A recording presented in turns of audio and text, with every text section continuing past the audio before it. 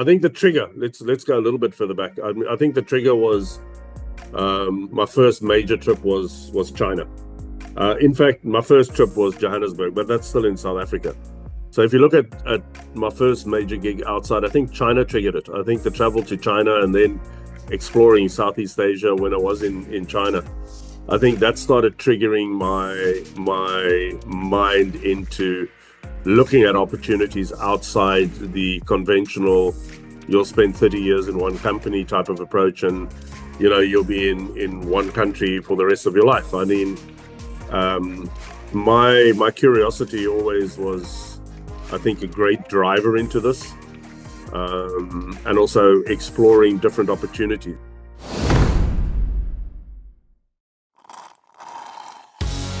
Hi, and welcome to the There's Another Way podcast with me, Adam Halverson. And me, Pete Dolby.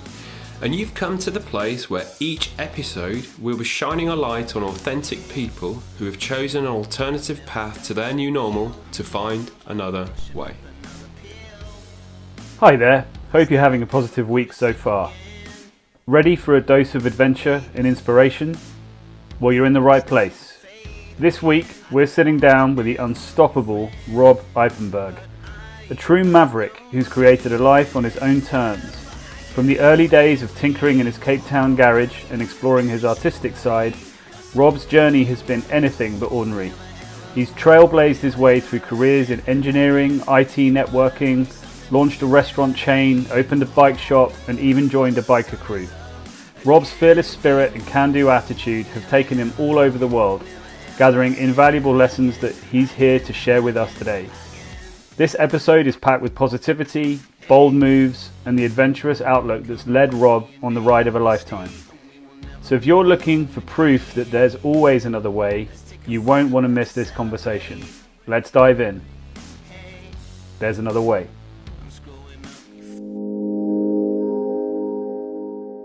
Rob, thank you so much. Thank you so much for joining. All good. Nice meeting you guys, and obviously reconnecting with you, Adam. Absolutely. Where are you in the world? Based in Singapore at the moment. Been here for the last probably about near on 2 years now. So coming back to Asia after a fairly long absence work-wise in the Asian markets. So quite nice to be back. Awesome. And spending my time in Singapore and surrounds at this point in time. Yeah, brilliant. Well, as I already know, obviously you're a bit of a man of the world, which we'll come into. But but obviously we met. I'm trying to think now. What was it? Maybe properly met. Maybe 5 years ago? Maybe just pre-COVID, was it? Yeah, it was pre-COVID. I think I was still at Takeda at the time. Yeah. And I think I came to your offices because one of your colleagues, Chris Rawcliffe, was our account manager at Takeda. Yeah. And I think I came and met the team, the DMI team in Barcelona, as part of, I think, an excursion as well to Mobile World at the time. That's right. I think we first met at Mobile World Congress, didn't we, in Barcelona? Yeah, correct. Yeah. That was a while ago. Jeepers. Maybe it was maybe actually quite a few years before COVID, but obviously, correct. I was in Takeda 2017. There we go. Yeah, so it probably would have been around then actually, and but then obviously you joined the company that I was at, and obviously I think correct. we hit it off straight away, which and we've obviously been working together, but friends ever since, correct. and. One of the things I'm really excited about with this conversation is, I've obviously had the privilege of hearing some of your stories already, and following you, and obviously, you and Assad. I'm sure he won't mind me mentioning him. You guys have been great. I'm sure he won't. You'll get some kudos for that.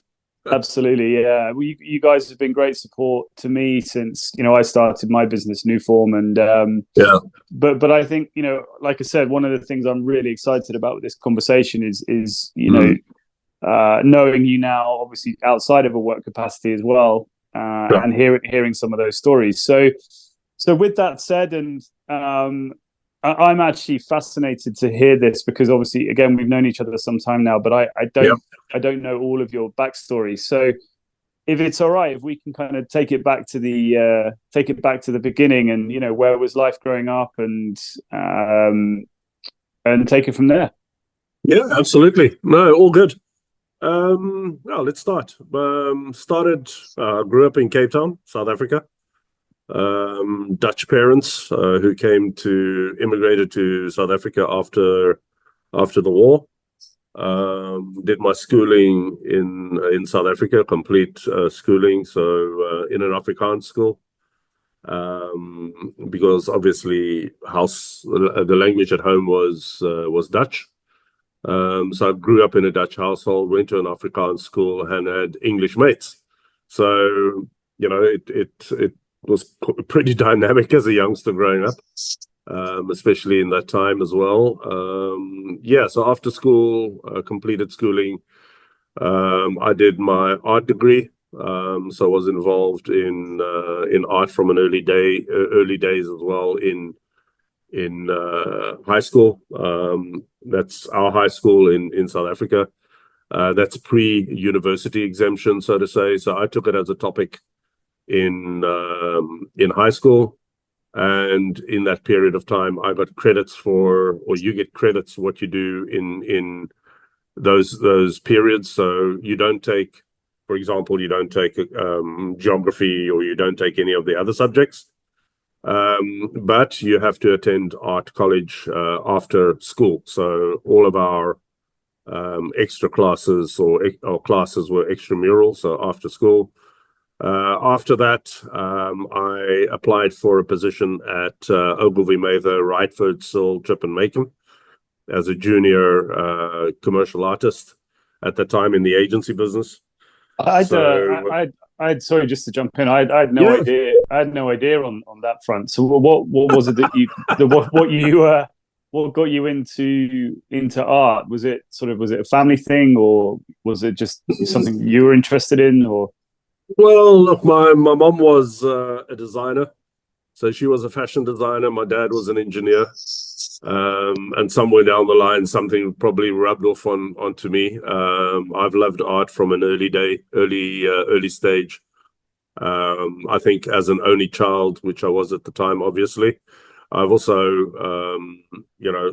you look at areas that you can almost lose yourself in if you're not around with your mates. So art was an area, drawing, playing with clay, the plasticine, as they called it in those days, building scale models of airplanes and boats and tanks, etc., that you could buy from Airfix and the other areas, the other model makers.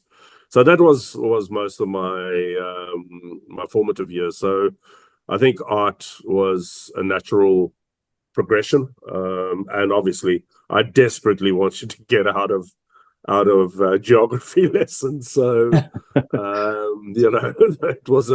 it was a nice escape, but it took me all the way through. I did the history of art, and with that came different formats that we had to go through. So sculpture, painting, oils, canvas, pastels, etc., and drawing, and obviously the history of art. So that was my degree.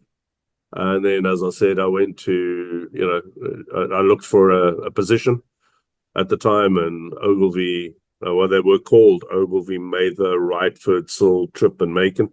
So it was quite a conglomeration in South Africa. It was the biggest ad agency at that time in Cape Town as well. I spent, I think, 2 months with them.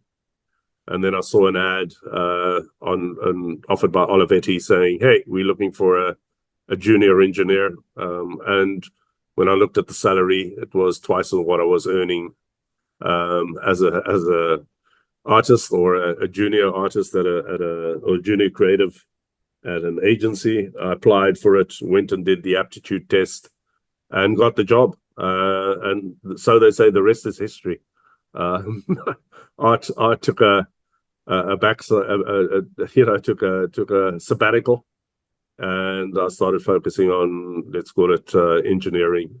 So basically, you kind of combined really what your two parents did, and yeah, funny enough, yes, absolutely. My dad was a mechanical engineer. So he worked for the railways in South Africa. At the time when he immigrated, he got a job there. And his task was to work on steam locomotives, and that's also where my love for steam locomotives has also just been retained, because he was obviously active in that field, and then he became a inspector. So any accidents that happened and any technical issues that had to be resolved, he was called in. So yeah, I think that's where the as I would say, always the split brain came in: creative on the one side, technical on the other side. Yeah. I find that really interesting, Rob. Well, first of all, the steam locomotives, my dad was really into that, so I used to get dragged on them as a kid, and I used to hate it. But looking back now with some nostalgia, it was fantastic. But fascinating between the creative and the technical. Did you have any natural affinity with either of those? Because they are quite different disciplines, aren't they? Funny enough, what happened, Pete, when the test at Olivetti, because that's the company that I joined initially, was to take an old manual calculator that had taken to pieces. I had to put it back together. Right. And I think, funny enough as well, with what I was doing in my younger days as well, building model aeroplanes, boats, balsa, big balsa boats that had quite a bit of technology or technical. You had to have some technical skill to build it, or some creative skill to build these boats at the time, and planes. I think that stood. Yeah, I think it came naturally, almost naturally to me. I was also I also had bicycles in the early days. I used to pull them to pieces. I used to modify my bicycles. And I think because my dad was at home as well, had a lathe, and he used to make these tiny steam engines or tiny steam models that worked. I was always in the garage with him as well, and I was always interested in cars, and so was he. So, I think, I don't know, I think it came naturally. I think it was part and parcel of the growing up period, if you could call it that, and I think that's where it came from. Brilliant. Excellent. Nice. Good to hear. And I mean, I guess sort of South Africa at the time, I guess before we dive into the career stuff I mean, I've actually not been to South Africa, which I need to change. I mean, we've talked about that. You need to change immediately. Yeah. Well, I mean, I think, in fact, I was going to come and stay with you. I think, but exactly. Then COVID happened, yes. So yes. We need to remedy that. But what was life in South Africa like at the time? I mean, obviously, we all know the political history and the tension, but I'm trying to sort of get a flavor on what the environment was for you around, during your this period of time for you. Yeah, so obviously, I grew up in the apartheid era. We had the segregation, but funny enough, Cape Town, which is why I loved growing up there, was a lot freer than the rest of the country, in the sense of, we could hang around with people and meet people from different nationalities and different race groups, as well. But you still had the whites only and the blacks only areas that was prevalent. As kids, as let's call it the white kids growing up, and the schooling obviously was completely different from one side to the other. So we were quite privileged. I mean, I went to a school where I had kids from the ministers of the country coming to the school, coming to my school. I sat in classes with kids that later also became lawyers and judges, and respected judges and a part of the Hawks Hawks team, which is the let's call it the government agency like the CIA. That was all sitting in our classroom. So and most of that side came from an Afrikaans culture. So I went to an Afrikaans school from my beginning to the end.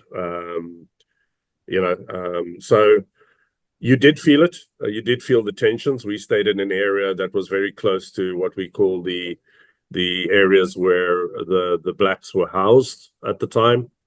And we did have riots, and you did have upheavals, and we did have bombings that took place in sabotage by the ANC that took place, it was then called it was called the ANC, but their armed wing called Inkonto Wesizwe.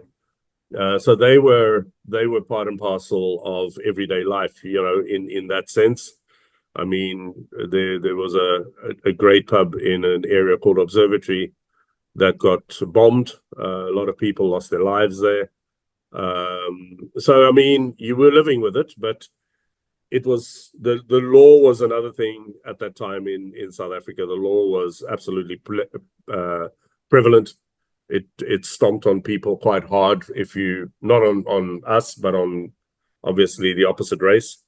But in Cape Town, we sort of defied a whole lot of areas. We had a big music scene and a good underground music scene, and we also had guys that rebelled against the apartheid era. So we were involved in that side. We met up with people that, let's call it, we weren't supposed to meet up with, but we still did. And as I said, I think Cape Town was a different melting pot to the rest of the country. If you compare that to Johannesburg or Pretoria, or areas like that, I think Durban was nearly the same as Cape Town, but Cape Town was really stood out from the rest of the country. So I think from that point of view, I think I was lucky growing up in Cape Town because, I got involved in meeting other people during that time. So my eyes weren't shut, to what was happening around us, even though I did, I did my national service as well. So we were absolutely conscripted, so we had to go in as conscripts. So every guy that came out of school had to go in. I tried to avoid it for quite a while by doing studies after school and after university. So, but at the end of the day, you had to go. So yeah, that's what it was like. Yeah, I mean, from my point of view, I have a view on this. At the end of the day, I think it was completely, to me, it was an absolute, nobody won at the end.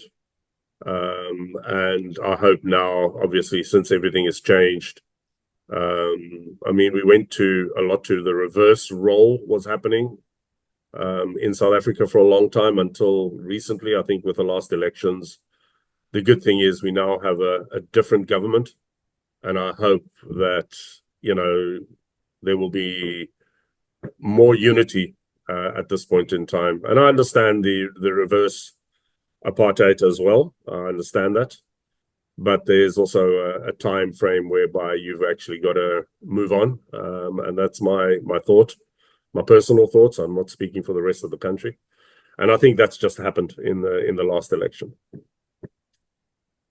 Good stuff. Hopefully that answers something. Yeah, no, it does, and obviously I know, you're in Singapore at the moment, but I know that you get to South Africa a lot. So yeah, and you feel it's a comfortable place to be. I have. It's not a comfortable place to be. Look, make no mistake, South Africa has got its issues. There's a lot of violence. There's a lot of unnecessary violence, I would think. Due to the fact, and once again, due to the fact that maybe the new government wasn't what it was supposed to be, and it didn't even protect its own people. But I think now, I mean, I've been going backwards and forwards quite a while. During the COVID period, I stayed there, obviously, again for a year. I've still got my apartment there, and it's my home, and I love it. You know, and I love the country. So I think it's got to do with education. I think it's got to do with a lost generation, really, on the other side. And once again, I hope that this will change now. I think we're already feeling it. I was speaking to friends over there. There's a feeling of the law coming back because it became a fairly lawless society. And I think, you know, as the government is a government of national unity now, I think they've also got an obligation to now be held responsible for everything that they do. So we hope that the change will happen, Adam. Yeah, sounds good. I'm sure we'll come back into this, but so the next step is you kind of went down the engineering track, and so what happened next? Well, I joined Olivetti. From Olivetti, we formed a company called Drake Computing as part of the Drake personnel group. With some people from Olivetti, spent some time there. And I'm going to go through this quite quickly because it's a very long and long journey. I was engineer all the way through. I was one of the first guys that connected mainframes to what they would then call the internet or Ethernet or the network realms, which were Ethernet and ArcNet and SNet. We were all cabled in by that point. We didn't have the wireless networks as you know now. You know, and global networks and cloud-based networks. So I was involved with engineering all the way through. I joined a group. I joined Hurt and Carter, which was an Apple subsidiary in South Africa, and then Apple pulled the plug. Nobody wanted to do business with South Africa, as you well know. And I moved to Johannesburg and joined a friend of mine. And we formed one of the biggest Apple resellers in sub-Saharan Africa. So I'm not going to go into the details, but we got Apple into the country. And we got Quark Express, Freehand, Adobe, all the printers. And we created a one-stop shop for the agency. So funny enough, I came back to the agency world by moving my headspace from engineering type of approaches to a marketing and a strategy and a reseller or a selling type of headspace and a management type of headspace. So in Johannesburg, we sold to, well, I think it's the whole of South Africa turned into and further afield. We sold to every ad agency that was available. We sold Apple. We did all the training on Apple. We did all the training on the software that ran on Apple. We were the first guys to also work on Adobe Premiere to set up the edit suites on the old Apple 950s. And then we expanded that operation into Cape Town. I was in Johannesburg at the time. And after a few years in Johannesburg, I'd had enough and I wanted to go home. So I ended up back in Cape Town for a little while with them. And then I left the operation and went and sorted or went to sort my own company out in Cape Town, which was a digital agency. So with a couple of friends, we formed a digital agency in Cape Town, and we worked with companies across South Africa, to deliver, conventional below the line and above the line work, and also do some research work for the agencies as well.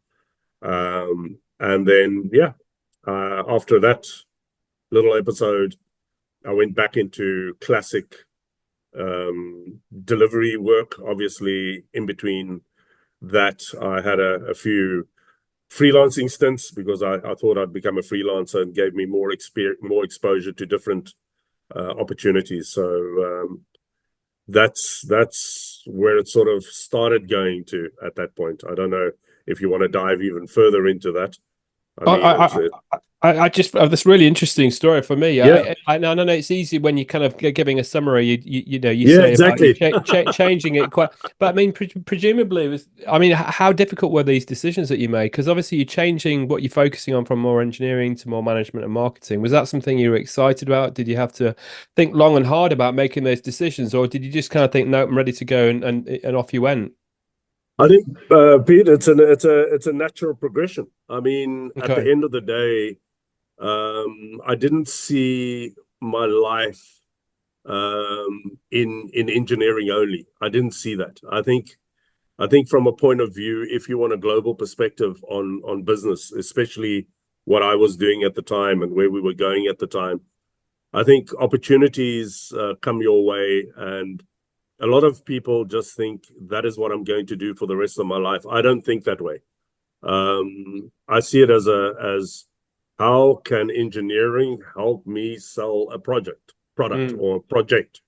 So you also have that headspace, and I think I fell naturally into it. In fact, it was part and parcel of what I was doing in the engineering side, because I took more on as a marketing or strategy or selling role, as I was part of the engineering group.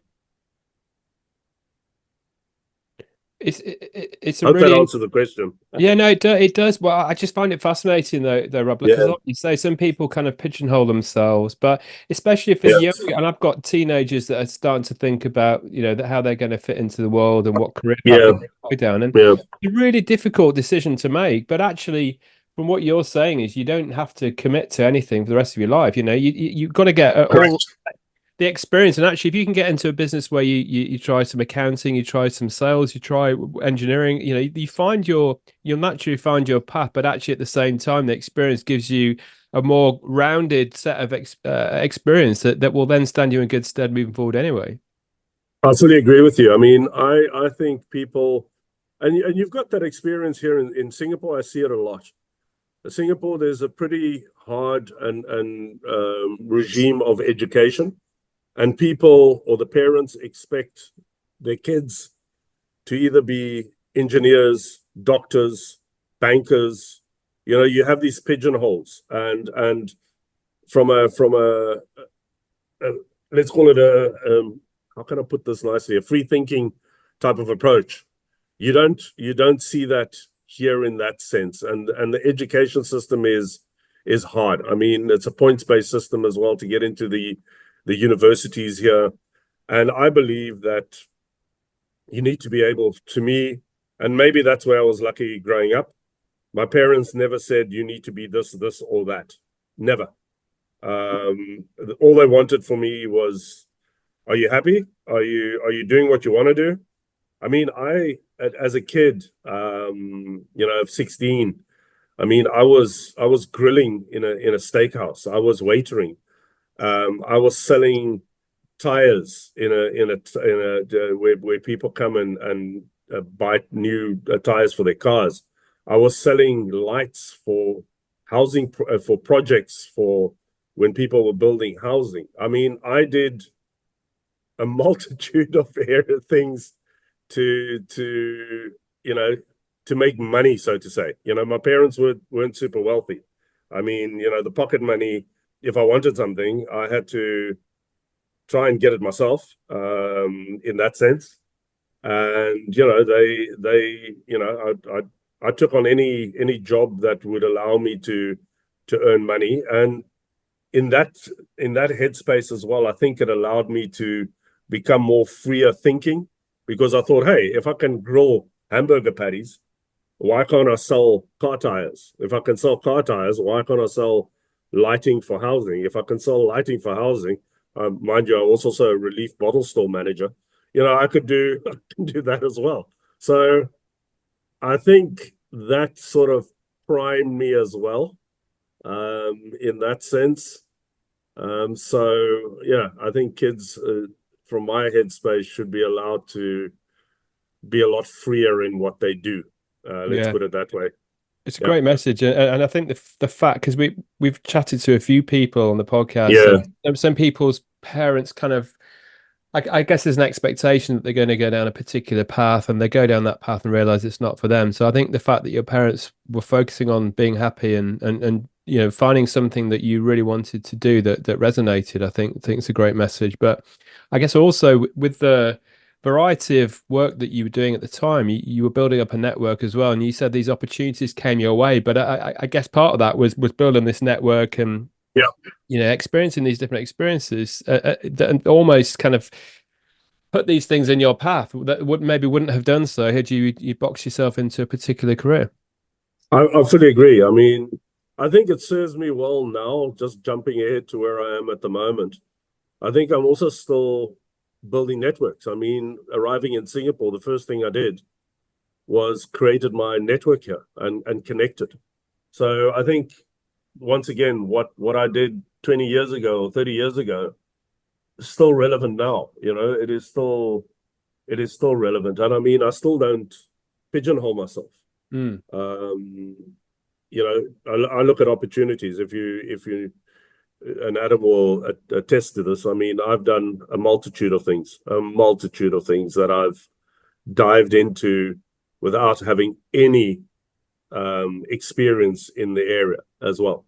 So I think that's another side that I think, people that are, even if you're 40, even if you're 50, don't be scared. I mean, I know a lot of people say, well, my security, et cetera, et cetera, et cetera. And I understand that as well. I think it's different if you're married and you've got still got kids that are going through the schooling process or program. And I really understand that. I mean, security and financial stability is a big thing. But I also think there are people out there that the kids have flown the nest, so to say, and there are guys and women that are unhappy in what they're doing. And they think, this is what I'm supposed to do. This is where I am. There's a calculated risk, or there's a risk behind every decision that gets taken. The fortunate thing is, from my side, I think I've been pretty lucky in that sense that I'm being allowed to do that. I've been allowed to take the risk. So I think there's two sides to that. But I think you do touch on something really, because like Pete said, I mean, you kind of had a whistle stop tour of your early career there, but I think there would be so much in there that I can resonate from having worked with you. And I think why I was very much drawn to you when we first met was, I get the impression that you're not overly conditioned with the rules and with the way the things have to be or should be. And and obviously, hence the nature of this podcast, but also, I mean, I think you know how I feel. I mean, I think also you've worked with me enough to know often I overthink as well. And yes,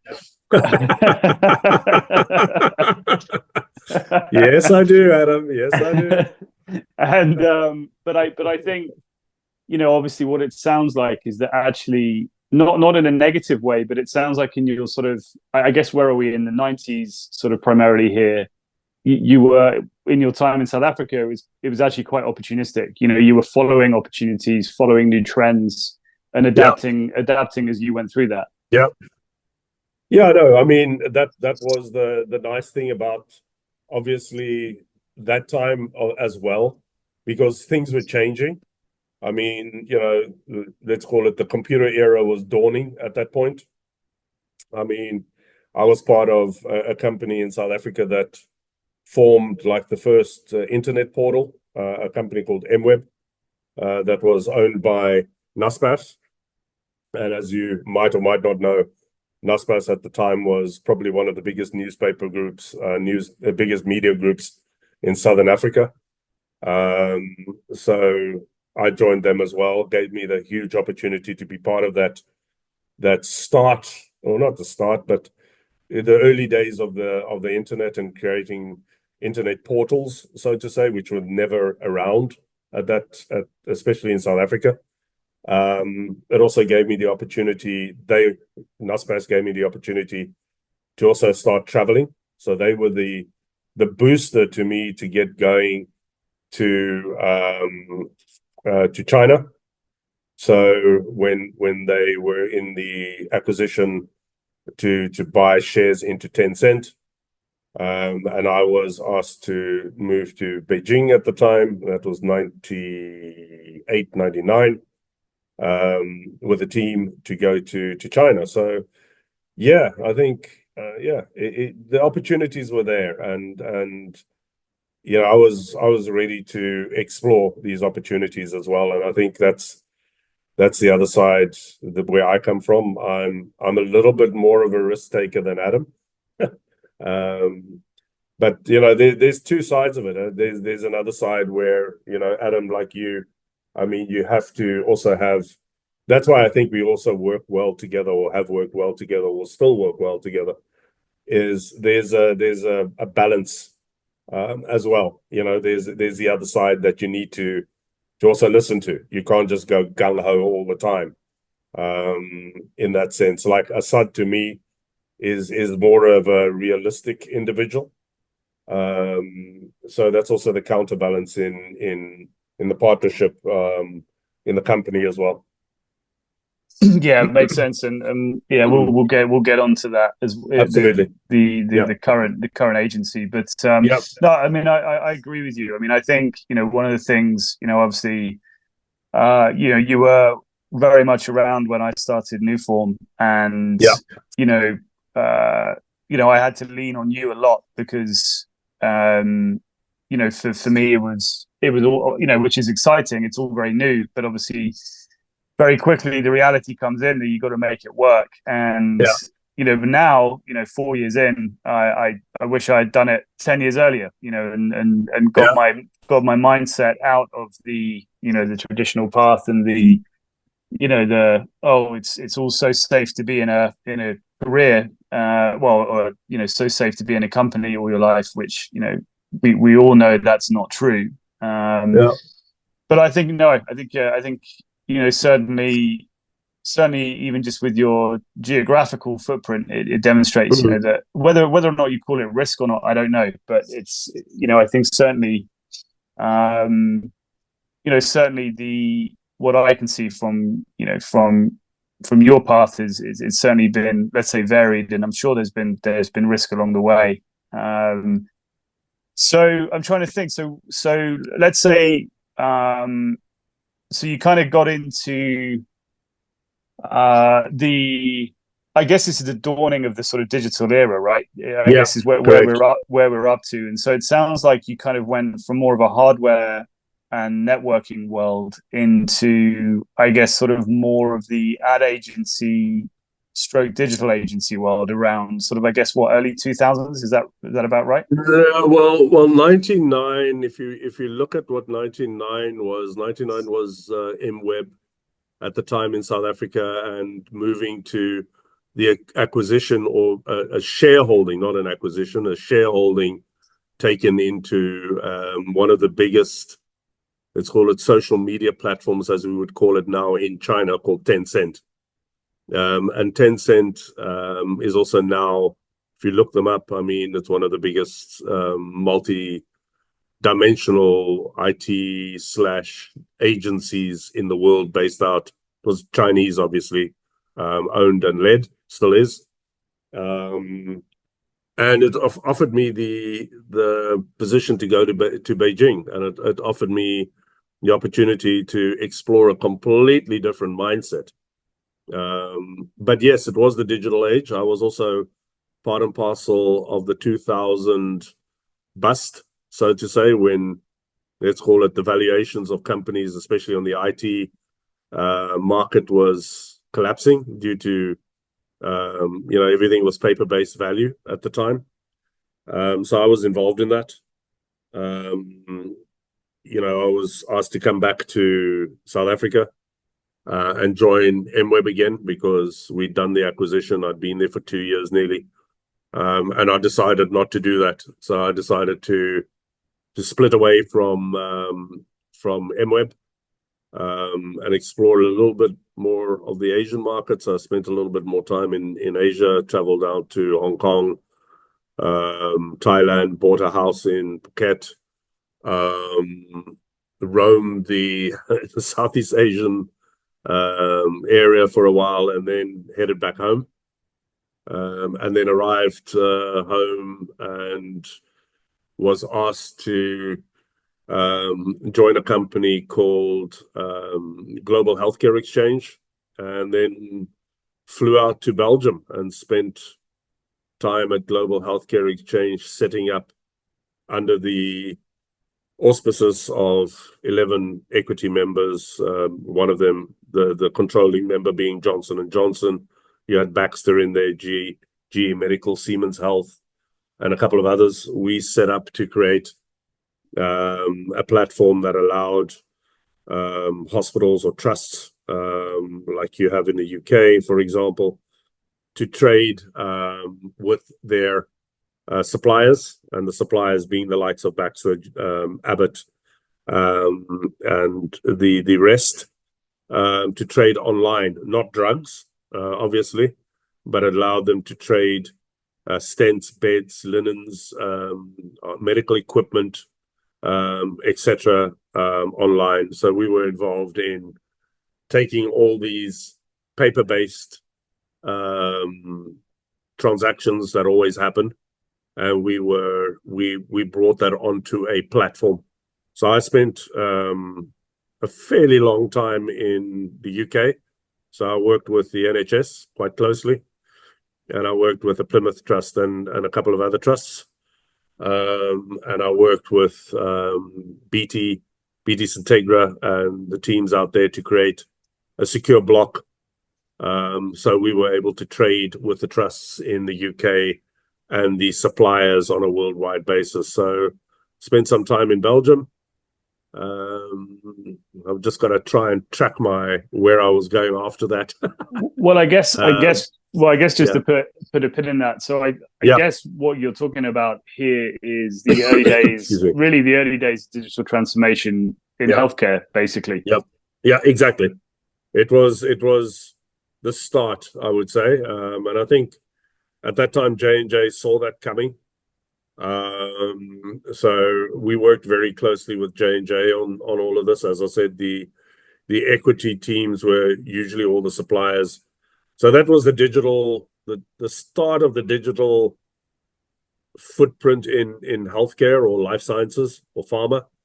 But it wasn't as you see it today, and we'll get to that, I'm sure, where we are today in that area. So yeah, I mean, it was part of the early breakthroughs in how we would go from a paper-based to a transactional online based solution for that industry, especially for that industry. And I guess as well, just to focus on a reoccurring element here is obviously there's a lot of travel involved in what you're doing. Yes.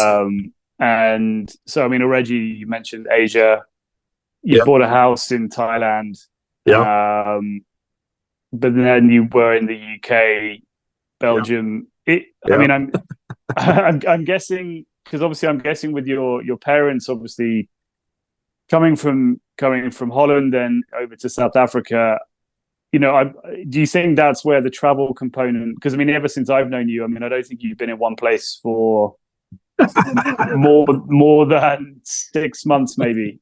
I've been in Singapore now for 2 years. That's true. Okay, I'll give you that. So, I mean, you must be getting bored, but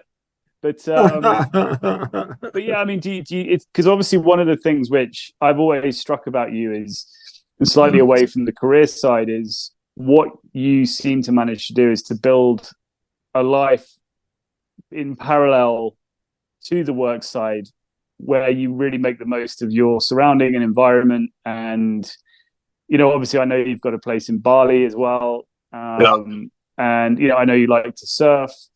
You know, one of the things which I guess, you know, I think could be helpful for people to hear is sort of how you've integrated actually that travel component into, into obviously a heavily corporate and professional career?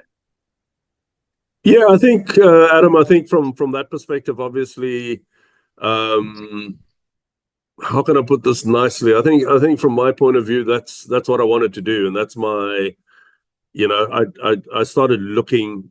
I think the trigger. Let's go a little bit further back. I think the trigger was my first major trip was China.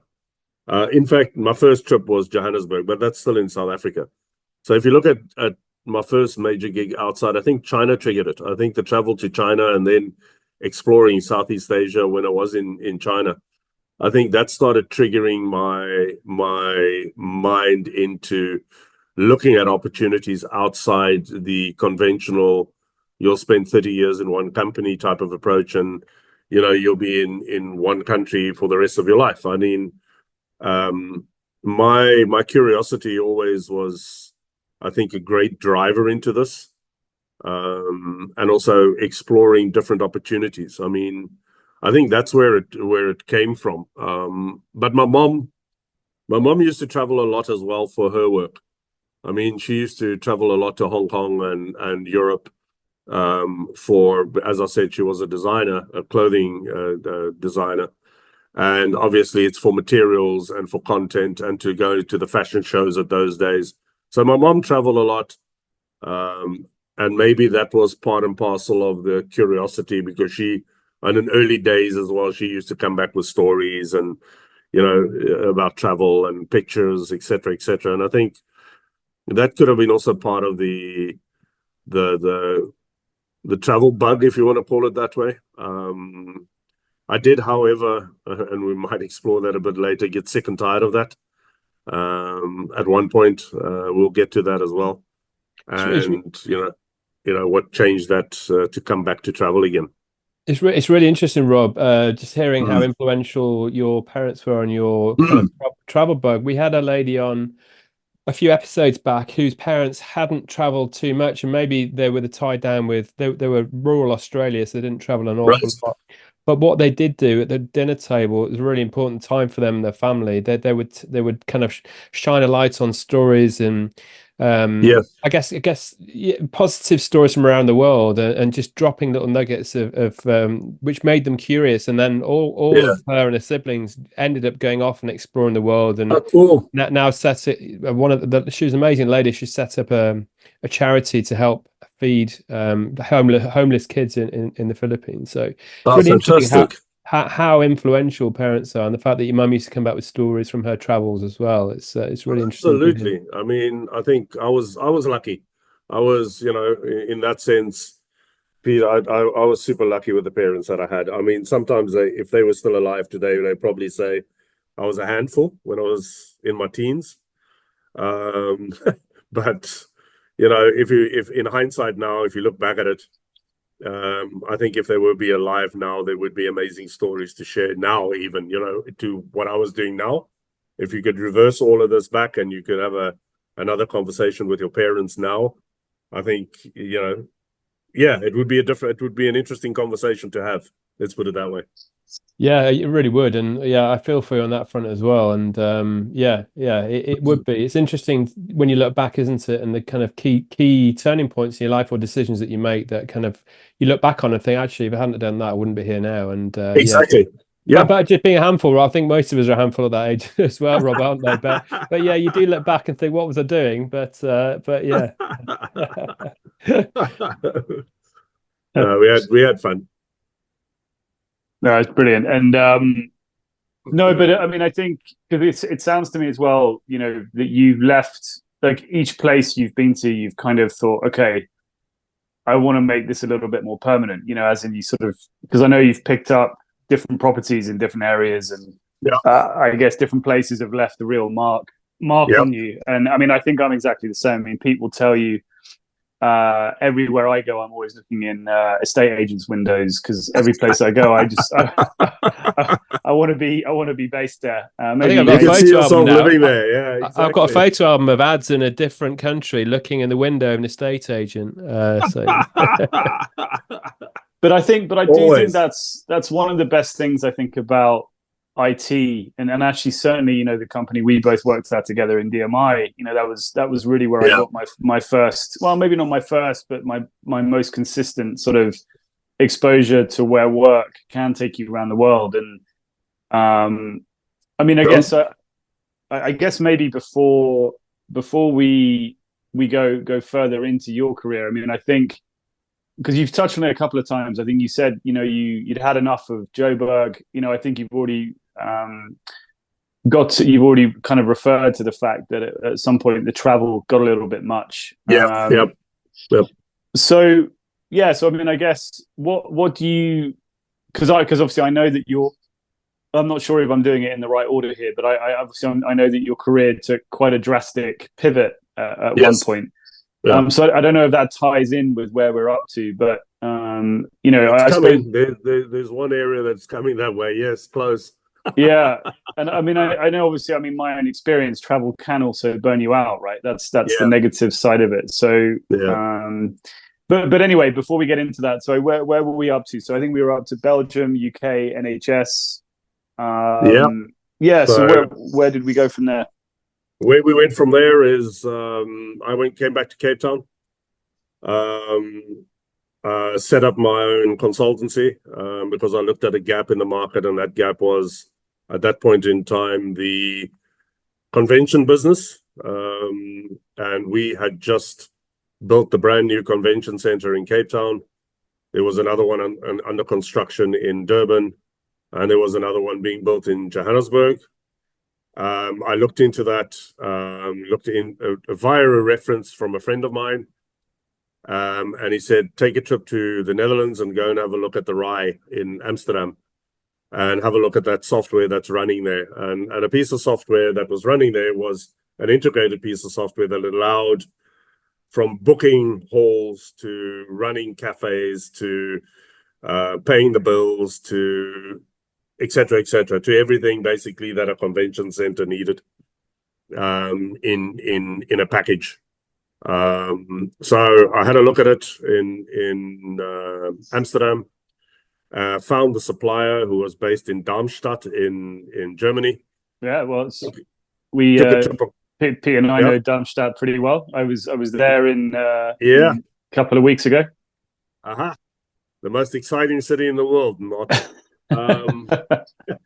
Sorry, Darmstadt. No, so Pete's wife's family is from Bensheim and around that area. So 15, 20 minutes up the Autobahn. Hey, sorry, Pete. No problem. I've not actually been to Darmstadt, but the surrounding areas, the Bergstraße, are beautiful. Bensheim. Oh, no, that's nice. That's nice. Yeah, that beautiful. is really nice. Yeah. I know a lot of people work in Darmstadt, so I'm assuming it's quite a industrial, business-oriented place. But there's nice areas, but let's call it it's Darmstadt. So took a flight in there, got to find the supplier of the software, struck a deal quite quickly to become the sole supplier of that software in sub-Saharan Africa. Took it back with me to South Africa, formed the agency around it, the consultancy around it, and got involved with rolling that out into 3 of the South African convention centers. And then built a team of about, I think we were about 15 at one point. And then I got a call I was in that with a partner in the business. And then I got a call from a guy that used to work with me in Belgium on the GSX account. And he said, hey, Rob, we need somebody in the Netherlands to help activate or set up a trade floor or help with the management on the IT side of a trade floor in oil and gas. So I was asked to quickly come and have a look. They flew me to the Netherlands. I had a meeting. I had a test. I checked it out. Got back to Cape Town, told my business partner that I was looking into this opportunity and maybe it could work with us, as we could see how I could be seconded to there. We did that. I left for the Netherlands, place called Den Bosch, and worked for the company in Den Bosch to work with them directly. The company was called Ascent. They were later bought by Aon. So I worked with them quite closely to set up the trade floor mechanisms and look at program management or project management around internal projects as well. And then decided to stay in the Netherlands. So I told my business partner, you've got the business there. I was staying in the Netherlands. Yeah, that's where I stayed for a little while. Met the lady in the Netherlands at Ascent. So she was a catalyst to me staying. And then left Ascent. And as there was a company inside Ascent called Sapient Technologies, I don't know if you guys remember it. Absolutely. Well, I guess that was the formation of Sapient Nitro and all that stuff, right? Correct. Absolutely. So they asked me to join them. So because they were going to open up an agency, a Sapient branch in Amsterdam, and would I be part of that team to open up Sapient? So we did that. We opened up Sapient in the Netherlands. I was supposed to do projects in the Netherlands and surround. And I think on the third or the fourth week, I was told to come to London as they had acquired Sapient Nitro at that point. And there were a couple of campaigns that they needed my help on. So I flew into London, got an apartment in Tower Hill, and worked in London. But I mean, I think just to say, I mean, that's for people who aren't in the digital space or IT space. I mean, that's a pretty big gig. I mean, that's not a small. No, that's not a small gig. No, that's a fairly sizable project, if you want to call it that way. Yep. Yeah. I mean, Sapient is one of those. I mean, still today, right? It's still one of those organizations you look up to as one of the big boys who they have the big clients, they have the big accounts. Yeah. Publicis bought them. That's right. Yeah. And so I guess for you, being part of the formation of that is pretty huge. Yeah, part of the formation in the Dutch office. I mean, Sapient obviously was a American-based organization. Yeah. And they'd already had an operation in Munich. So they were already set up in Munich, but obviously the Dutch mentality is a little bit different to the German mentality. And they thought it would be good to have an operation in the Netherlands as well, because obviously there was a fairly big client, which was the operator of Schiphol Airport, and other areas, other companies that were founded and built in and around the Hoofddorp area. There were some big operators there. There was Adidas, Nike, all these the fashion brands were all located there, but also the IT hubs were created there, were set up there as well. So they thought, well, we'll form Amsterdam.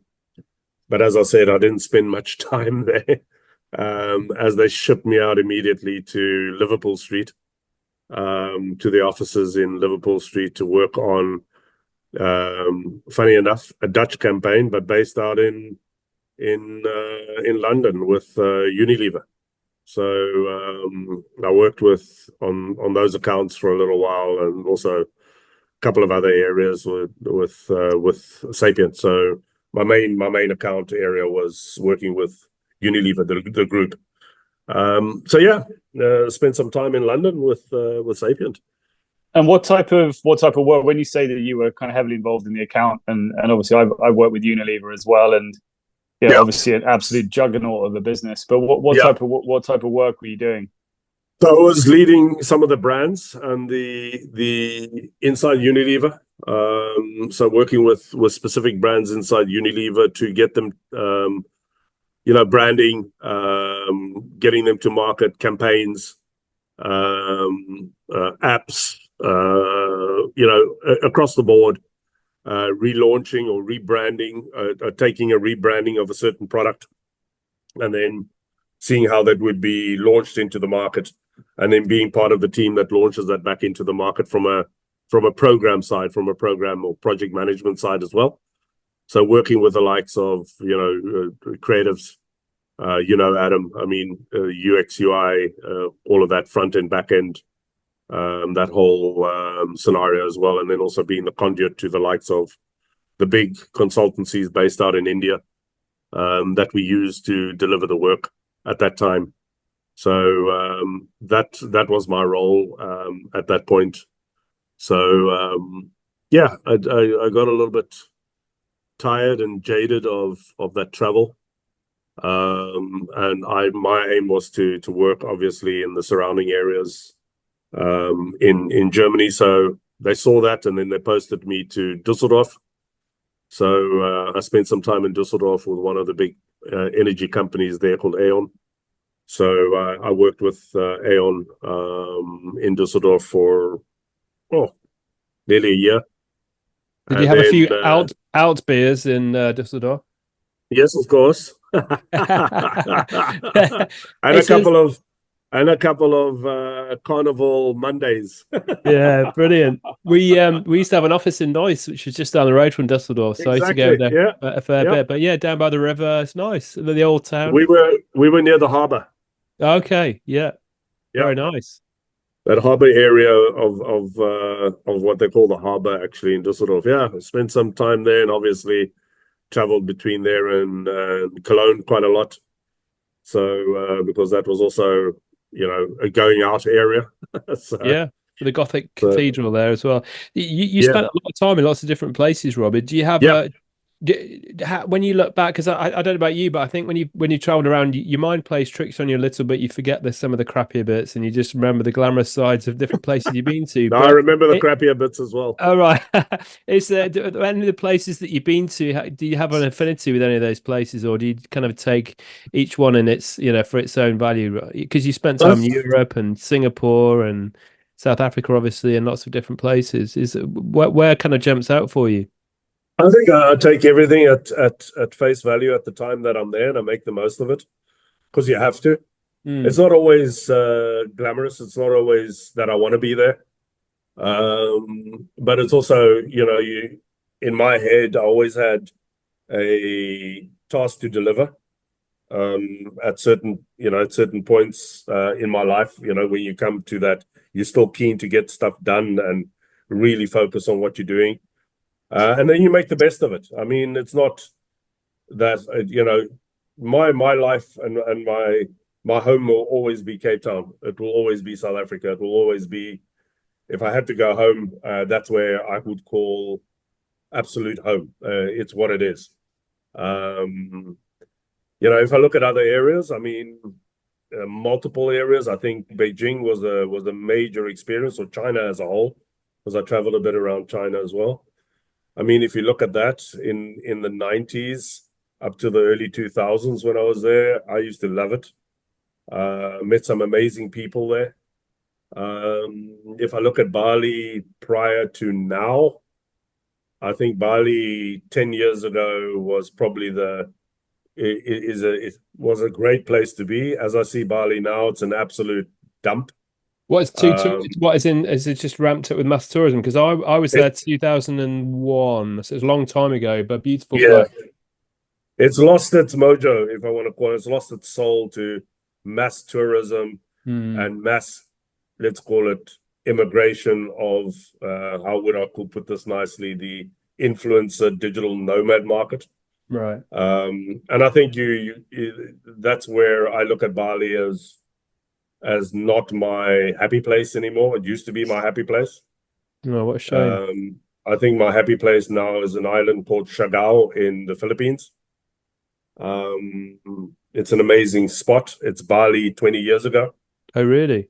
Yeah, it's got an amazing surf culture. It's got a great low key, although it's starting to get explored a little bit. It's got a good couple of very good surf spots. The people are nice. The tourists are minimal. Yeah, there are tourists, obviously, but it's a different kind of tourism. That sounds really interesting. We might have to edit that bit out of the podcast, Rob. Otherwise, you might not last that way for long. No, just edit it out. Edit it out. We don't want you in Chanel. No. Pulling your leg. But no, that sounds. I've not heard of that. It sounds amazing. Yeah. Yeah, I think have a look at it. It's a cool spot. It's a really nice layback area. Although you're in, let's call it the rain and the storms and the area. I mean, you're sitting on the ring of fire, but so is Bali. Yeah, that would be another spot which I would tick off. Yeah, I mean, every area has its own memories for me, and I can pinpoint them very clearly, what worked and what didn't work. So. But even the areas that didn't work, Rob, presumably you still learn from that, don't you? You still yeah. I think if you don't take the learning, I think that is where it's sad. If people go there and they see it just as a negative, I think that is probably the sad thing. You've got to take it as a learning, but I think you've also got to be embedded with the local culture, and you've got to have respect for that. If you don't, and you just hang around with expats day in and day out, you're not learning anything. I mean, you're not understanding the country. You're not understanding the people. So I try and avoid as much as possible hanging out with expats. Obviously, you do, and you do make certain friendships. But it's to me, it was.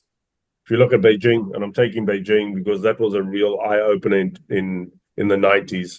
I mean, coming from South Africa and a totally different culture and being dumped into Beijing in the middle of winter, it was an eye-opener of note. And that has absolute stuck in the back of my head. I mean, over 4,000 years of documented history.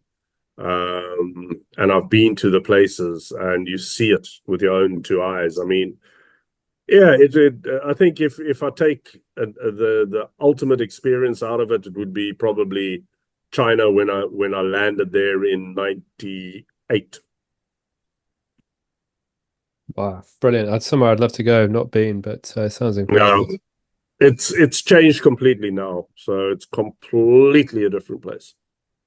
It's completely different. I mean, yeah, there's a sidebar conversation that I can give you on what China and Hong Kong are now. Well, I think I'm conscious of time, and I'm keen to because again we've mentioned it a couple of times. I think you kind of said you got a bit jaded. So I think I crashed. Yeah. So let's dig into that, because I know it also leads to a kind of segue in your career, and I think it's around this time, right? This is just from our conversations, but if I'm right in thinking, so towards the end of the Sapient time, is that sort of when you kind of crashed and you got a bit burnt out?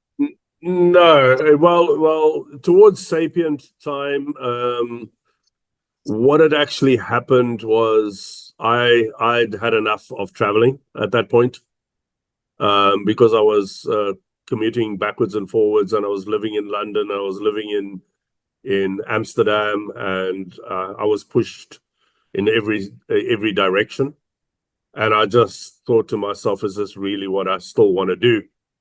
And then I decided to pull the plug. Went home to the Netherlands and opened up a motorcycle shop. Brilliant. Absolutely brilliant. And got out of consulting and the IT industry and everything that surrounded it completely. So funny enough, I thought that was actually in South Africa. So it's actually no, that was the Netherlands. No, that was the Netherlands. And so just before we go into that experience, so what was your background with motorcycles and that sort of culture?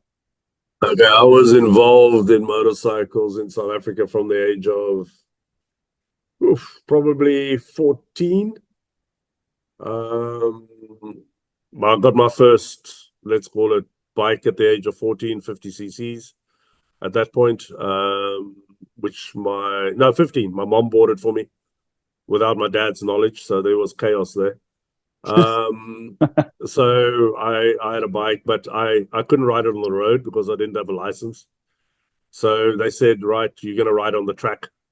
So we have a track in Cape Town called Killarney, which is a racetrack, and inside there's a go-kart track. And in that track, you used to have 50cc racing and 100cc racing. So I got involved in that until, well into past 16. But I then unfortunately got the bug. So I went through a lot of motorcycles, joined a few motorcycle clubs at that point. Got involved with some motorcycle people. Spent some time in the club scene. I think just to be clear, what would you say when you say the club scene and inverted commas? Some people. Can you be a bit more specific? I'm not mentioning names, but the club scene being your what you would call your 1%er clubs. So I was involved there. I was involved there. I'm not gonna brand the names at the moment. No. No, but one of the stories you told me that I thought was fascinating was a territory thing. And I remember, I can't remember if this was Joburg or Cape Town, but you said Cape Town only. And you said that there was a territory thing, and the train line was the sort of the divide between the territory. Is that am I remembering this correctly? there were certain territories which were, let's call it, Joburg was one territory, Cape Town was one territory, but inside inside Cape Town you had multiple clubs as well. And inside Johannesburg and Durban and PE, or Port Elizabeth as it's called, you also had clubs. I mean, the same as it goes now. I mean, you have certain clubs that basically have certain territories which they, let's call it, dominate in the sense of members, the amount of members per region. So we did have, let's call it, territories that each of us stayed in, so to say. And you did have, I mean, discrepancies between the clubs. I mean, that was a natural progression, but at the end of the day, that was a piece of my life. Let's put it that way. Yes. But one of the things, Rob, I love about you in general is, if I think if someone met you, you've got a few tattoos. You don't look like the typical guy who was in digital transformation. It's, if you don't mind me saying. No, not at all. Not at all. I have my own. I don't know. That's me. I just think it's fantastic. And again, getting back to the motorcycle shop. Yes. So what? You've been in networking, IT, engineering, the early days of digital transformation, and then you jack it all in and open a motorcycle club. Yeah, that's it. I had enough. A mate of mine, I always used to go to the meetings and the club the bike meetings and the shows in the Netherlands as well, and wherever there was a custom shop, I used to go and have a look at what they were doing. It was always an interest. And then I met a mate of mine in the Netherlands, and he had a garage that was focused on 2 CVs, Déjà Vu. I don't know if you know that. The 2 CV Citroën. Is that the car that if you go around the corner too quickly, it topples over? No. This is the French one that you're supposed to be able to drive across a field holding eggs and nothing would crack. You know, it had that independent suspension. I Right. think you're talking about the right car. It's officially, the 2CV, I think, is officially the most dangerous car ever built. I thought it was the Triumph Reliant. Oh, maybe. Oh yeah, I mean that thing falls over if you. The Reliant. That thing falls over if you sneeze, doesn't it? That thing. So he had the garage, but he was also interested more in bikes than 2CVs because his dad was heavily involved in Citroën. And then him and I got together and we decided to take the entire garage that he had, which was, I think, if I look at it, I can't even remember, close on 1,000 square meters of surface, inside and out. And we turned it around and created a motorcycle custom shop. We started building motorcycles. I found somebody in Dayton, Ohio, called Let's Let Customs, who was doing specific customization work for sportsters, and I decided to become that partner in Europe, based out of the Netherlands. And then we created Let's Let Customs in the Netherlands, working together with Shortcut Choppers, which was my mate's name. And then we had a guy that used to spray with us all the custom spray work called Custom Bot. So under the logo of Custom Corner, we created these three brands. We formed the shop called Custom Corner. All of us were inside we had separate businesses inside the shop, but we all worked together. So if I had a job to do and I needed spray work, Custom Bot would do it. If I needed work done by Shortcut Choppers, which is welding and stuff like that, Chert would do it. And then I would do my own stuff as well when I had to do, what I had to do. So yeah, we in total, we ran the shop for 6 years. Started off as a hobby. I mean, the first birthday party we had on our first celebration, I think we had 400 bikers pitch up at the shop. We had barbecues, we had live bands, we created a whole culture around the custom scene, and we were the only shop that did everything. It was like a one-stop shop. You could buy parts, you could buy full-blown custom motorcycles, you could have your custom paint done, and I also created a clothing brand, and I worked very closely with another two clothing brands called Fastlane and De Palma, and I was the agent for that as well. So I brought in all the t-shirts, then I started working with Builtwell, who have got all the helmets, and then I started working with Lowbrow Customs, who had all the tanks, and then after a while, we just built up our little empire of customization. And then I did that for 2 years full time. And then out of the blue, I got a request to come back into consulting. So yeah, I looked into that and made a decision to do consulting plus running the shop.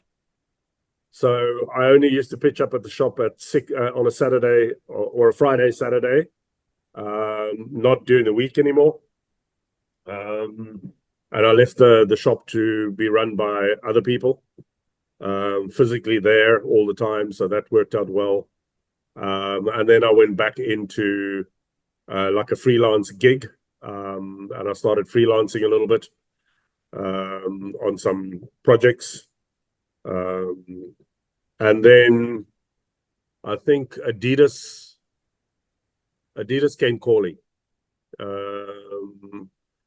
And then Adidas came calling and said, hey, we need a platform, a guru and somebody to run our platforms for originals. And then I decided to go for an interview in Germany at Herzogenaurach at their head office.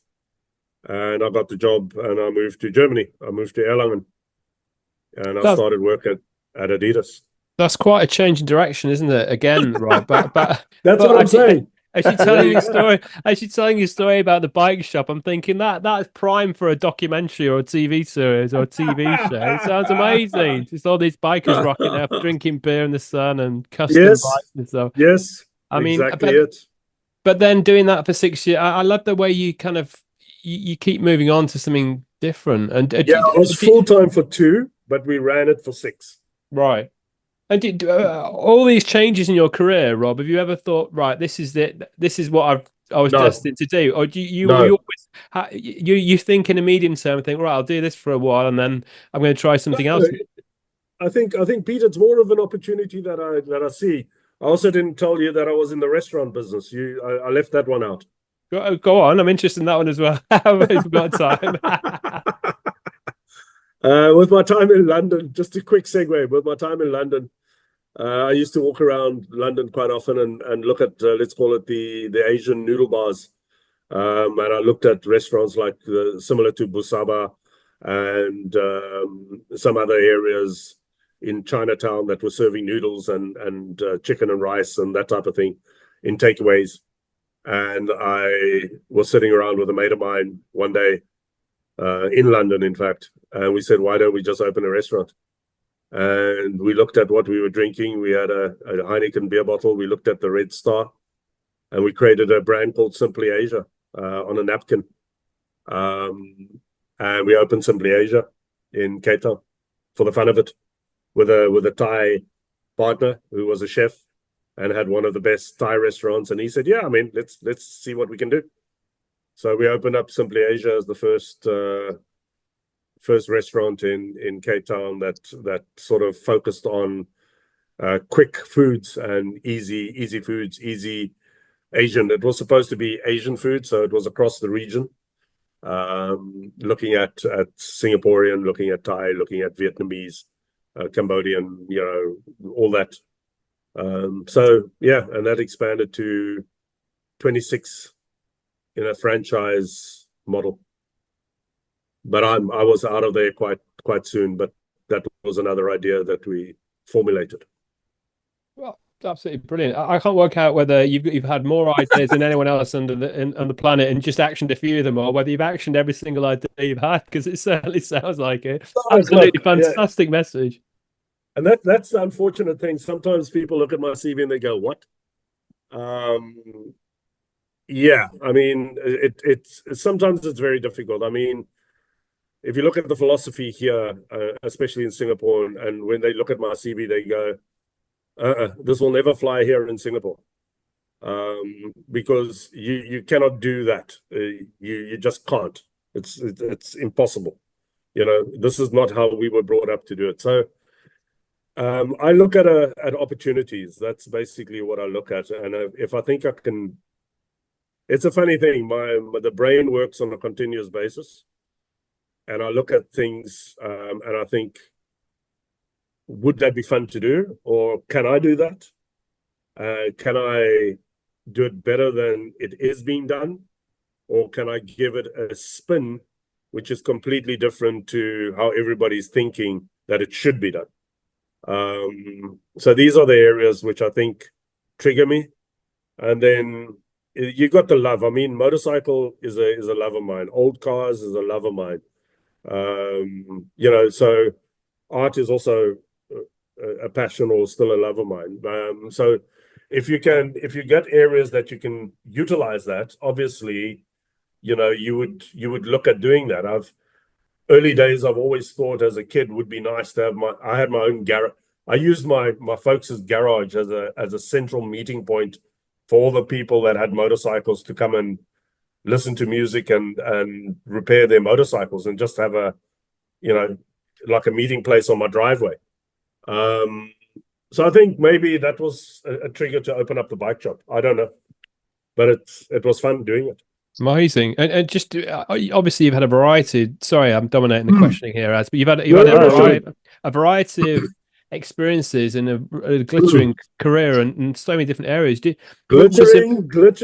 Well, it sounds like it. I mean, but it sounds exciting, right? You're sitting there drinking a beer, thinking, right, I'm going to start a restaurant. That's so cool. And all the stories, the bike shop and the music and the barbecues and all that kind of stuff. But what I was going to say is, it has has imposter syndrome ever affected you at any point in your career, with you flipping around to different areas, or are you just someone that just cracks on with it, knowing that you're going to come out successful based on your attitude and work ethic and everything else?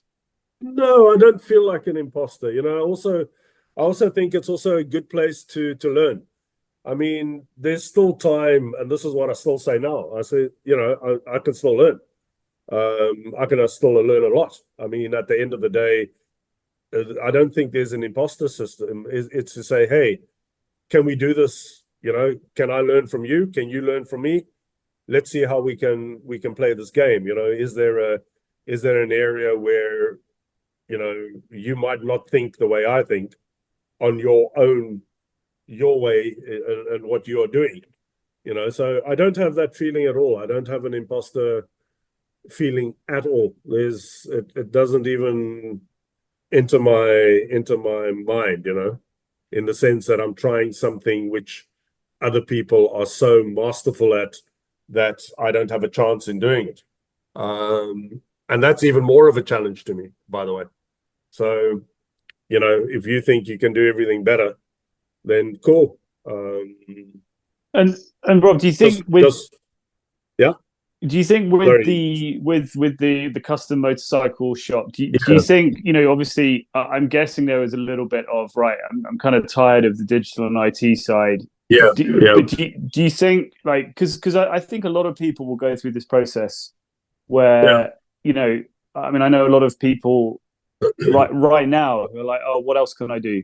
Or how can I actually pivot into something that I'm passionate about? And I mean, I think especially with COVID, I know a lot of people who have almost been forced into shifting, careers. But do you feel during that 2 year period, or I mean, obviously 6 years, but 2 years mainly, do you feel during that period, it kind of gave you what you needed? Because obviously what you were doing is leveraging a lot of the business skills that you picked up, by forming partnerships, creating an environment, that obviously the general skills that you learn from business, not just IT. Yeah. Correct. But, do you feel that those 2 years was like what you wanted it to be? Like getting out of that sort of. And listen, I would say I've come close to burnout in the IT world. When you're traveling a lot, you're juggling a lot. It is heavy. I'm not complaining, but that just is the reality of it. Do you feel like it sort of was what you hoped it would be, and it gave you that sort of total release from that world? It gave me absolute freedom. So what you just said there is spot on. It gave me the freedom to do what I wanted to do without the reliance on watching my email box, jumping into meetings, team calls, project meetings, deliverables, timelines, etc., etc. The normal processes. And I think when I woke up the first morning and I didn't have to do anything, it was a bit of a shock. It's a bit of an adjustment, but we had a shop to build, we had an interiors to build, we had to start on let's call it the marketing strategies and campaigns on how we were going to operate the shop. But it was a completely different mind. There were obviously, as you mentioned, the business skills and business ideas that came in, and the knowledge that was gained plays a big role. It gives you a huge advantage. But there's also areas which I was never involved in. I mean, I was never involved in doing business in the custom scene and talking about frames and Springer front ends and mudguard widths and tire sizes and handlebars and motor and exhaust pipes. I was never involved in that as on a commercial basis. So there was a learning there as well. I mean, but it was cool. I enjoyed that learning because it was what I was passionate about, and it was a complete change from the what I would call the 9 to 5 grind. And it's also the different culture of individuals. Although you do have lawyers, you do have business guys that ride motorcycles and all that. But when they're out of their suits and on their bikes, for example, it's a completely different headspace. So that sort of cleaned my brain a bit. That was the first one that that was the first of the, let's call it, crashes that I had was that one. That was when I opened the motorcycle shop, and then obviously after the whole project with Albert Heijn, when I was rushed into emergency, that was the second one which sort of triggered another change in my life. Well, I guess we better get into that. So I guess to sort of keep it in order, when Adidas came calling, was it a difficult decision, or do you feel you'd kind of refreshed enough by this? Yeah, I think I'd refreshed enough, but I really loved the brand. So it was the ultimate project for me. Let's put it that way. It was the ultimate project. And I've always been a sneakerhead, and to be aligned with a sneaker brand, and Adidas, I didn't even hesitate, to be honest. I didn't hesitate at all. And I remember rocking up there in my Vans sneakers instead of Adidas, and they told me to get rid of my Vans, and they gave me a pair of Adidas. And that's how the journey started with Adidas. So that reminds me of the story of the guy who did an RFP for DHL and sent the RFP by post using one of the competitors, and it instantly disqualified them. Instant disqualification. No, they weren't that bad to me. They just told me to take off my shoes and took me downstairs to the basement where they had storerooms, and they gave me a pair of Adidas Originals. I remember them, Stan Smiths. Oh, I love Stan Smiths. I haven't got a pair of them at the moment, but I've always liked them. Yeah.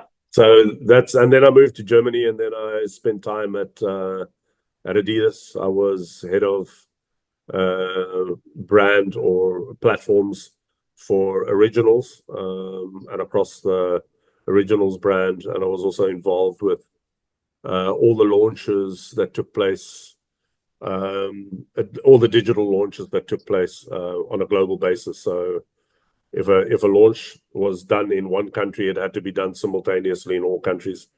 You'd be my dream client right now. Pardon?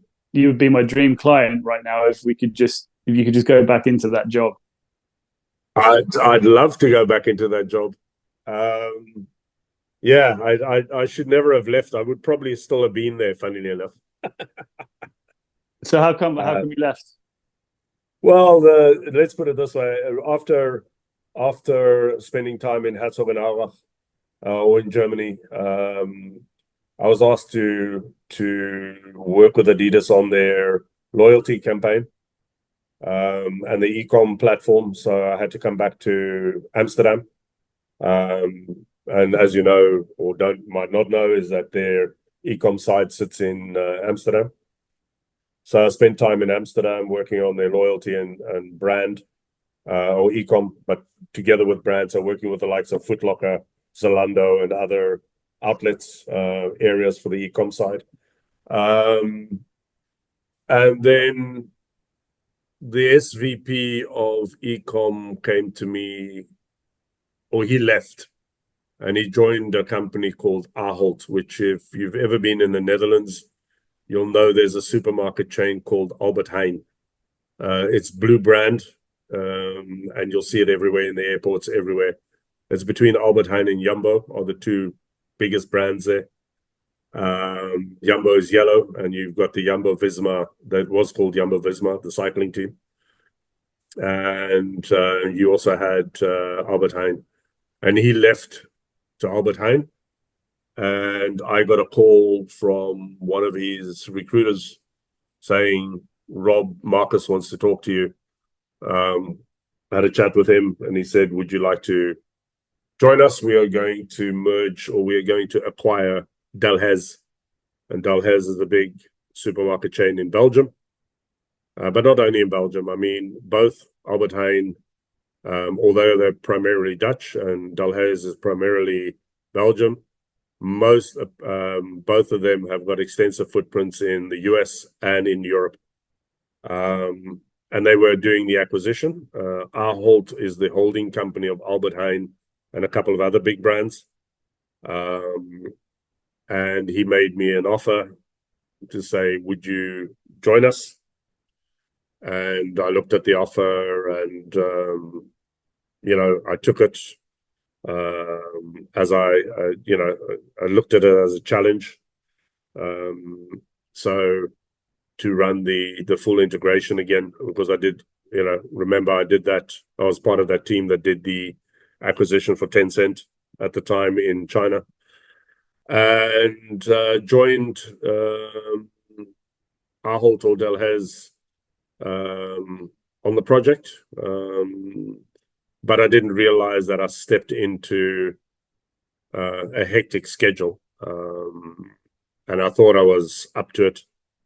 And what happened is that my day consisted of leaving Monday, getting on a train to Belgium, having a night or a day and an evening in Belgium, the next morning getting on the Eurostar to London, as the agency that they were using was based in London, in Shoreditch, in fact, in Curtin Road in Shoreditch. And that became my life for nearly 2 years. And then also traveling to Greece, traveling to Romania, traveling everywhere else, because that's where they had their branches. Looking at the US, we didn't go to the US. And I got home one night, I think it was let's call it touching 2 years.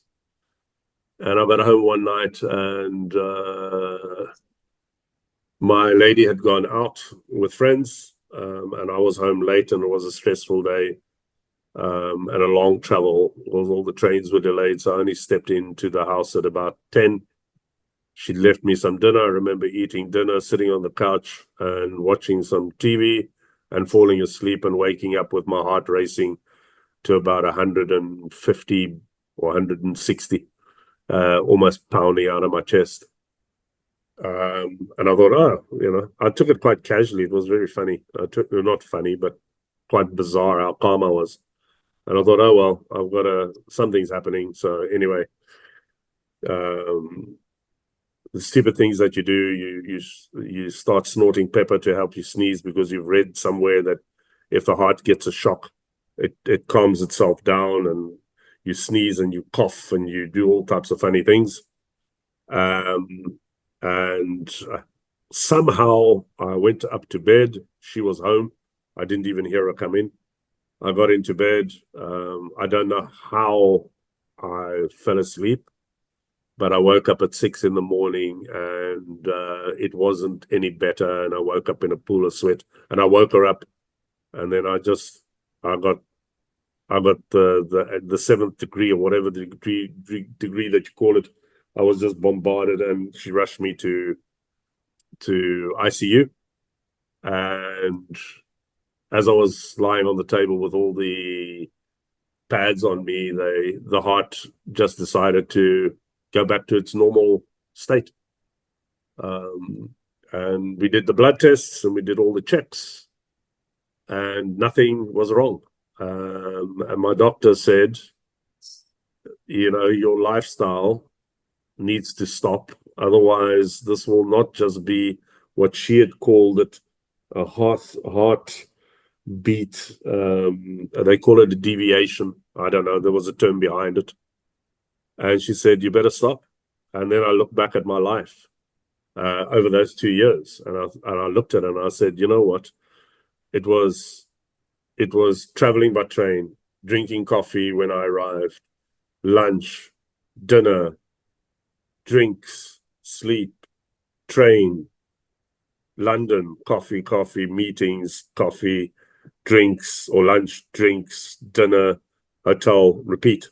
And that was 2 years. So, I mean, out of the 2 years, I spent more time traveling in a train than I spent at home. And then I packed it in. I mean, I decided that's it. resigned from the project and took a sabbatical for about, I think, 3 months or 4 months, and did absolutely nothing, and then went on to a super strict diet for myself. Yeah, so that was the second time that I sort of realized that the body says stop, it says stop, you know. So yeah, that was that. And then after a while, I got Takeda came calling, and they said, "Do you want just a job, a 9 to 5 job?" And I said, "Fantastic." And they said, "This is what you need to do. That's what you will be, and you will be working at our office in Zurich." And I moved to Zurich, and the second day I was on a plane to Japan. So not quite a 9 to 5, but So there you go. There you go. And then it was the repeat cycle again. But I spent more time in Switzerland then. Gave me more peace as well.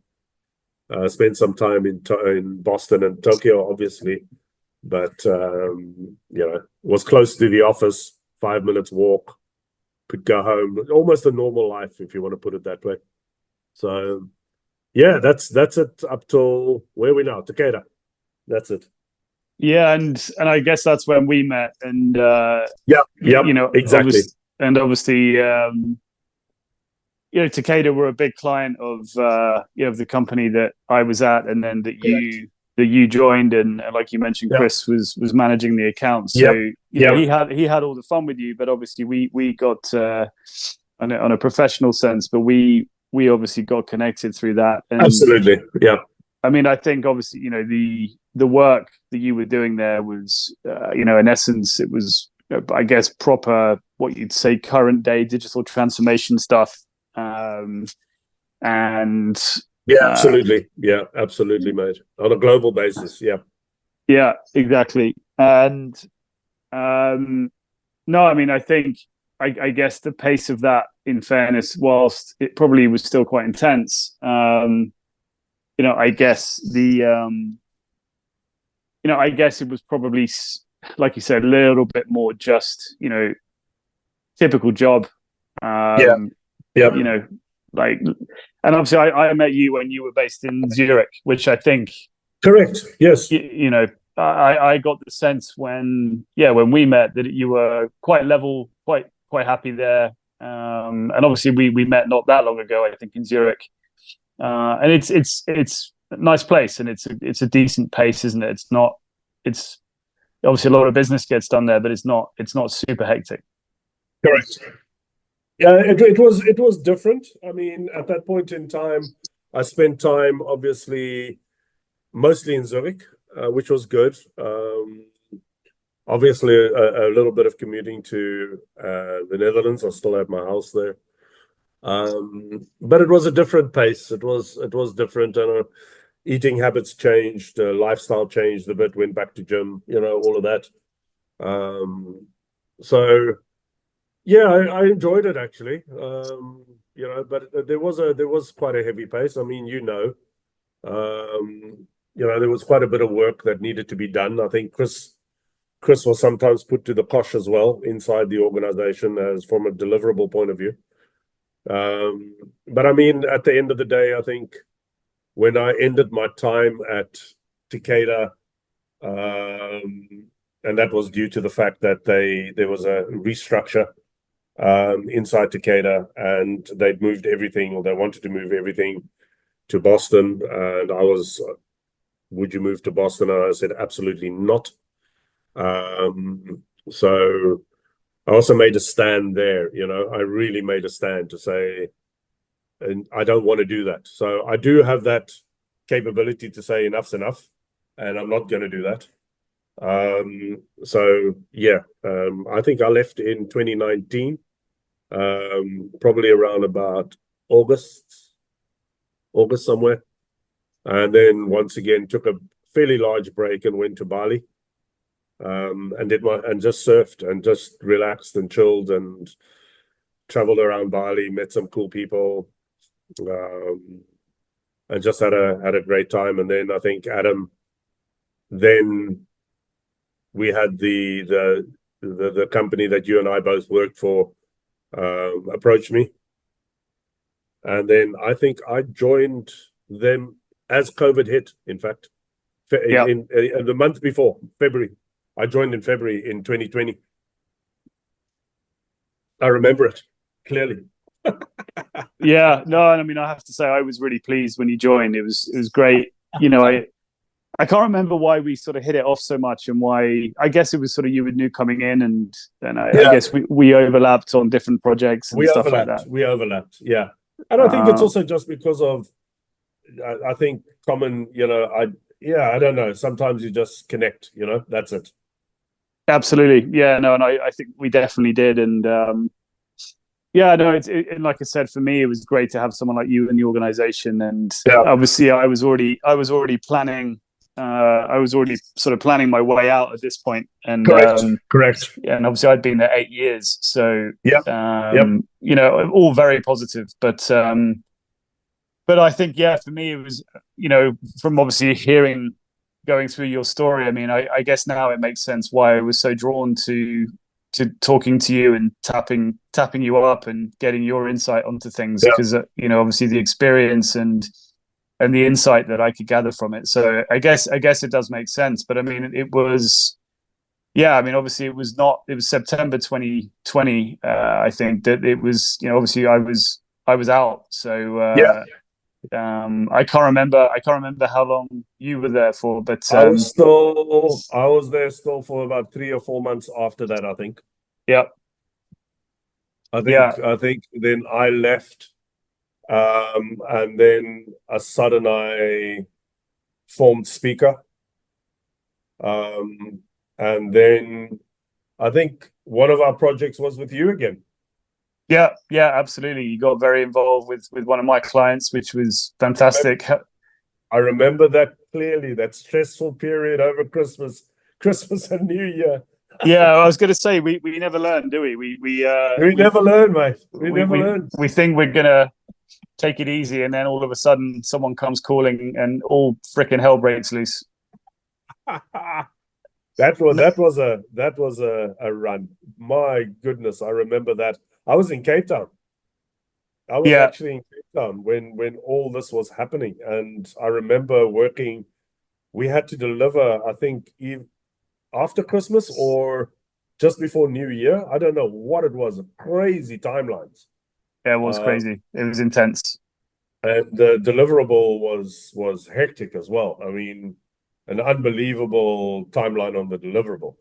Yeah, it was pretty intense. And I mean, listen, I mean, I think talking about, you know, these kind of periods, I mean, certainly, you know, during that period of time, I mean, I guess 21 to 22 was nuts, you know, starting a new business, obviously having the privilege of winning some good clients, but absolutely, I think we sort of went through that a little bit together. It was pretty intense, and obviously working in partnership with you and Assad, but again, you know, great to have good people in the trenches with you. But I mean, unfortunately, I think all of us have got a hard stop in 4 minutes, which I think we could go on a long time. But we could go on. But I want to wrap up a little bit with a couple of last questions. And obviously, Pete, before you come with our traditional question, I just wanted to say, you know, Rob, what do you know, obviously you've got Speaker right now. Obviously, you're based in Singapore, I think, on a different project as well. What do you see as next? You know, what does the future hold? What does the future hold? I think at this point in time, obviously making sure that we are successful, but more from a personal point of view. I think future is probably carrying on, but in a different role. I would like to become more an advisory role. That's the role I think I would really enjoy at the moment, giving me some more time as well. And even mentoring younger people and younger individuals into their roles that they're looking for, or guiding them into certain directions, and maybe giving them some insights into what they can do, actually, in what we all can actually do. And then I also have a passion, obviously, regarding healthcare and patient care. Let's not forget that, and what we need to do for not only our younger people that are going through stress and issues, but also the elderly. I mean, that's a big passion of mine as well. I think we need to look after people. I think it's been neglected, and there are diseases out there like the size of Alzheimer's and dementia, and this is becoming more and more prevalent as well in even younger people. So I think that is probably going to become a focus of mine as well. So yeah, I don't know where it's going to end, Adam, at the moment. Let's see where it goes. Looking forward to my holiday in December. How's that?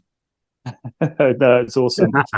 Well, look, before we close up, and I mean, again, I think all of those sound like an amazing next step. But I mean, look, from my side, I think it's been great to go through your journey, and like I said, I mean, probably haven't had the chance to say this to you enough, actually, but I mean, I've been super grateful to be able to obviously work with you, but more importantly, get to know you, and you've been an incredible support to me over the last sort of 5-6 years, and so I really want to say thank you for that, and obviously thank you for sharing your story, and like we said a little bit, as you go through the trenches sometimes when you're in business situations, and I think one of the things I would definitely say is we've built up a huge amount of trust very quickly, and it's just great to know that there are great people like you out there that you can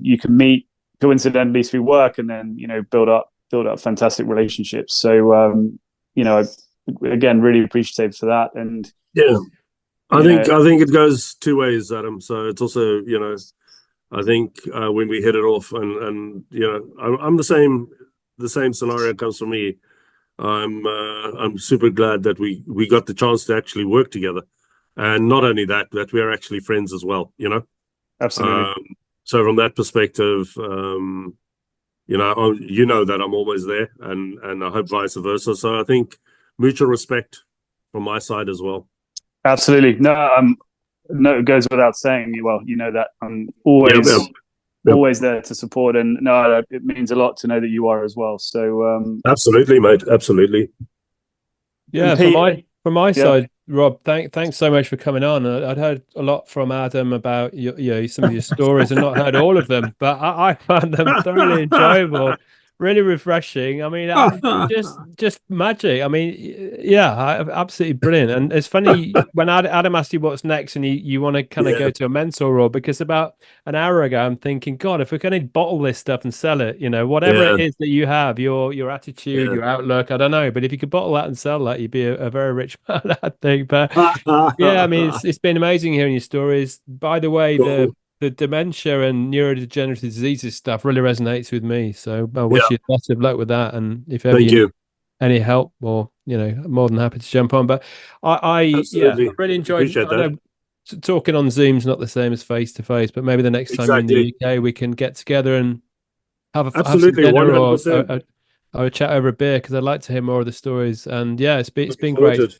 Thank you very much. And just to conclude, I mean, I was thinking as we were chatting, normally our titles of the episodes kind of give a little bit of an overview of the story from X to Y. I don't know. It's the longest episode title we've ever had, I think, in the history of There's Another Way. But I'll figure that one out. But just before we end, Rob, we normally kind of, I mean, such a rich history and fantastic stories, and you must have learned so much along the way, living abroad, and all of the different businesses you've been involved with, and the pivots that you've done along the way. But if you could go back to a younger Rob, back in the days of Cape Town in your garage, tinkering with the bikes and making the models, and if you could give yourself one bit of advice based on all of that experience, what might that be, do you think? More advice to me: spend more time with my mom and my dad. That's it. Fantastic. I think that's where I would want to be. I travel too much, and yeah, I think I would like a conversation there. Amazing. Yeah, well, I know, Pete, that must resonate with you as well. So I think that's a great message for all of us, actually, which is, it's very easy to take those relationships and those people for granted. For granted, exactly. Yeah. Amazing place to end. Well, Rob, thanks so much. I mean, all good, mate. Yeah, I think, again, I think we're going to have to do a round 2, because I think we could even dig into just your experience in China. I think some of the other experiences, and it's always a shame when we have a little bit of a hard stop. But I think no problem. But it's amazing. You know where I am, mate. You know where I am. Yeah, fantastic. Well, actually, half the time I don't. I lose track of where you are, but at least you got WhatsApp. That's true.